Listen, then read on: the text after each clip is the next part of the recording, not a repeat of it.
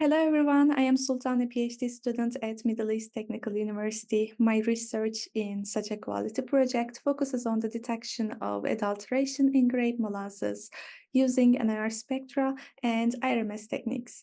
I had my first secondment at ST Isotech in Serbia to learn IRMS techniques. After that, I went to Stellenbosch University to acquire knowledge about NIR measurements and hyperspectral imaging. Currently, I'm at Universidad de Concepción in Chile, where I am analyzing my data using chemometrics. This approach allows us to detect adulteration without the use of chemicals, employing non-destructive methods. Thank you. Hi, my name is Imran Fakhr. I'm PhD scholar in Islamabad, Pakistan, and also working as an early stage researcher in SuChAQuality project. I was working on two objectives. One of them was the differentiation between beet and cane sugar, and the second one was to see the effect of non-centrifugal sugar on LMP gelation. We have already published one poster presentation in Denmark, and we already submitted 3 publications which are currently under review, and hopefully they will publish soon. Thank you. Good day everyone, I'm Carly Pretorius, a second year master's student at the University of Stellenbosch in South Africa. I joined SuChAQuality at the beginning of 2023 with the requirement to go on a 6-month secondment.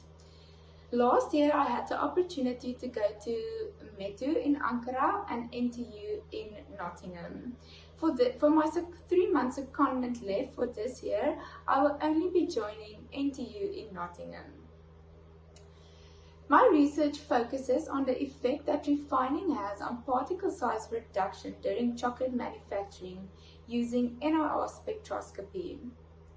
The aim of this research is to predict the particle size with the use of NIR spectroscopy, and a digital micrometer is used to obtain reference particle size values. With the use of PLS toolbox in MATLAB, the obtained spectral data were analyzed using PCA and PLS regression models. The results obtained were promising since there was a clear separation in small and big particles in both the PCA and PLS regression models. It is extremely important for chocolate to consist of small particle size, because if the particles in the chocolate are too big, it will result in chocolate that consists of a grainy and unpleasant mouthfeel. In our spectroscopy as a quality control method can then possibly be applied during chocolate manufacturing to ensure that chocolate consists of a desired small particle size. Hi there to all of you. My name is Ozan Taş. I am a PhD student at Middle East Technical University. I also worked as an ESR in SuChAQuality project. So far in the project, I have studied on hydration behavior of different sugars, which is examined by time-domain NMR relaxometry in resonance systems in Germany. We have also published an article about this subject. Right now, I am in resonance system as well. In here this time, we are trying to examine the chocolate samples with different cocoa contents by using NMR relaxometry. The aim will be using different sequences in order to get information of these chocolate samples through a different set of temperatures, and how the crystallinity or salt fat contents could be changed and examined by the NMR relaxometry. Thank you. Have a good day.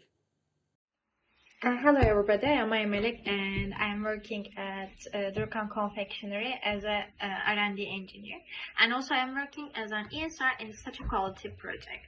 My first secondment place in Chile, I explored chemometric applications on spectroscopic data and aim to master chemometrics with a focus on spectroscopy.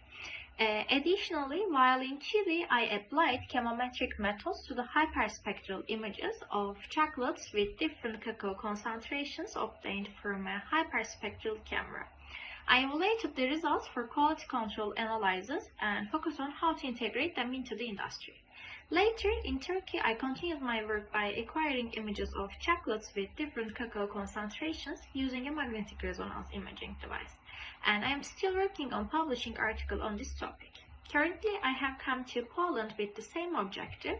Here, I will research whether it's possible to detect different cacao concentrations using fast field cycling NMR and focus on answering the question of whether it's possible to detect the crystallization of chocolate at different temperature using FFC NMR.